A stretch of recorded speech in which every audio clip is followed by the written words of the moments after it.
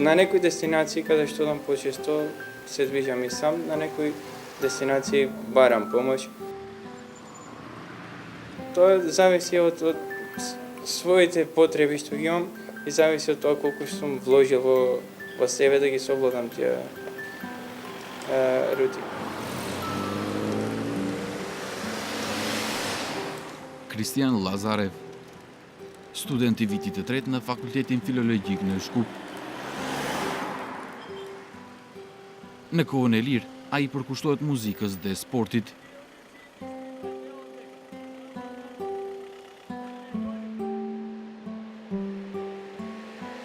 Pasi të ketë përfunduar aktivitetet ditore, Kristiani çdo ditë niset drejt hapësirave të shoqatës së personave të verbër.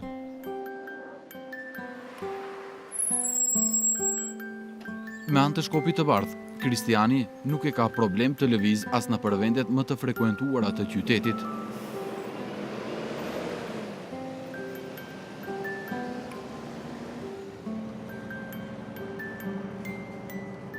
Ги слушаме движењата на колите. Знаеме кога едните коли ги пуштат кога е зелено, кога е црвено за пешаците. Не е тоа нешто што не може да се надмине. Поголем проблем во движењето ни создаваат не знам, некои работи што ги прават како нели има островца што само се нацртени, а не се обележени, па не може човек да знае каде се наоѓа, дали стои на улицата или не. Некои такви работи се многу по-проблематични.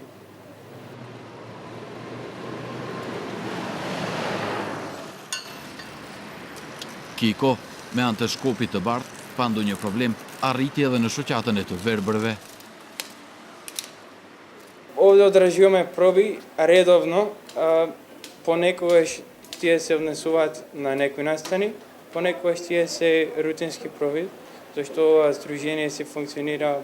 Тоест, друштвото во склоп на Сдруженијето за слепи си функционира редовно, 12 месеци, со исклучок на летни одмори или така кога правиме паузи, инаку во моментов се спремаме за концерт по повод денот на Белиот стап. Затоа, ете вака, сме собрани малку и малку вежбаме.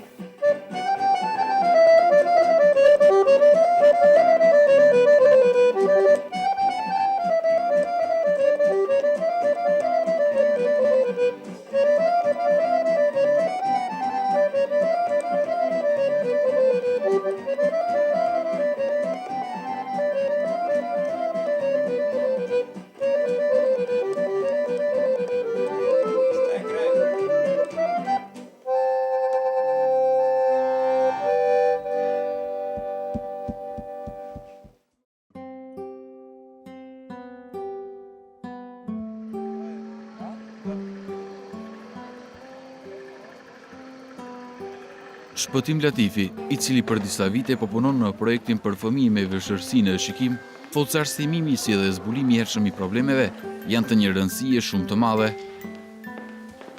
Kemi 20 oftalmolog të angazhuar në projekt dhe bëhet vizita e të gjitha qerdheve në Maqedoni, ku gjithë fëmijët e moshës 3 deri në 6 vjeçare kontrollohen nga oftalmolog me aparaturën më moderne, cilën deri tani nuk e ka pas Maqedonia. Medita. Me këtë projekt e kemi ble, bëhet skanimi i syve të gjithë fëmijët me ata që deri tani, nga viti 2014, kur ka filluar projekti, është bë kontrollimi i 13.900 fëmijëve, dhe deri në vitin 2020 do të bëhet kontrollimi i diku rreth 30.000 fëmijëve. Okej, çuti ja vetë. Shko rreth të vendi Omedit mbrapa. Omer hajde këtu. Në kuadër të projektit, në qytetin e Shtipit, u organizua një happening ku fëmijë të shumtë, përfshi edhe ata me pengesa në të pamurit, u bën bashkë për të argutuar me lojra të ndryshme tradicionale.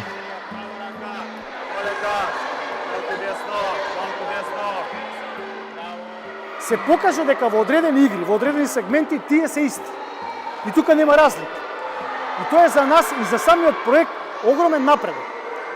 Преку тие традиционални игри, потоа го вклучиме пливањето. каде што сакаме да го задржиме и здравствениот, ако сакате, аспект на сите. Beira Selifoska, student e vitit të tretë në Fakultetin për Edukim dhe Rehabilitim, pranë Institutit të Defektologjisë, që kur ka qenë e vogël, dëshira e saj më e madhe ka qenë që të mësonte notin.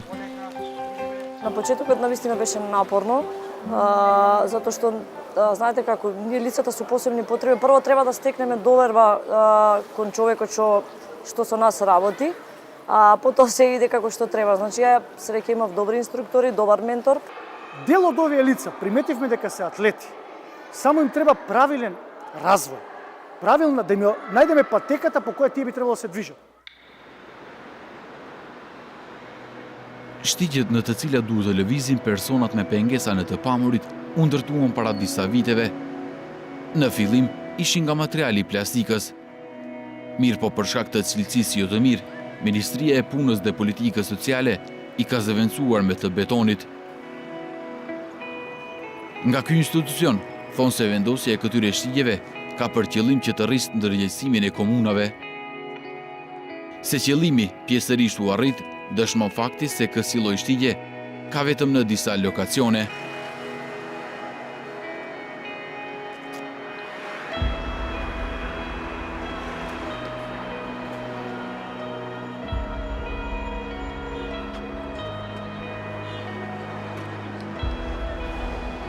Madje, një pjesë e qytetarëve nuk kanë fare një uri se për çfarë shërbejnë këto shtigje. Дали знаете зашто служат овие патекеве тука доле? Појма не. За пешачки оден тренинг. Па за точкој. За овие што се лица со оштетен вид. Тие се за слети луѓе со стапчето кој иде на пепува и има ориентација. Drita e vetme në sytë e Kristianit dhe Beiras janë shtigjet e rregulluara dhe hapësirat e posaçme për lëvizjen e lirë të tyre dhe shumë personave të tjerë të verbër. Secili në jetë lufton për të realizuar ëndrat. Kristiani dhe Beira janë shembulli më i mirë për autoritetet dhe shoqërinë, se nëse ke vullnetin dhe guximin e mjaftueshëm, rrezet e diellit ngrojnë sytë e çdo njërit. Dobro je što ете, почна да се интересираат медиумите за нас. Ви благодарам, вие сте едни меѓу првите. Луѓето се одлични во Македонија, барем јас до сега не сум имал никакви проблеми. Многу се хумани, многу сакаат да помогнат. Недоволно се едуцирани, тоа за жал се недостатоци на системот, можеби на образованието. Знам дека е тешко не само за лицата со попреченост, за било кој е тешко да живееш во Македонија воопшто, ама од една страна треба да бидеш и позитивен, треба да си и оптимист, па и на крај крајот не е крај на светот ако имаш некоја попреченост, значи треба да се трудиш, треба да си стекнеш пријатели, за да можеш и понатаму да успееш.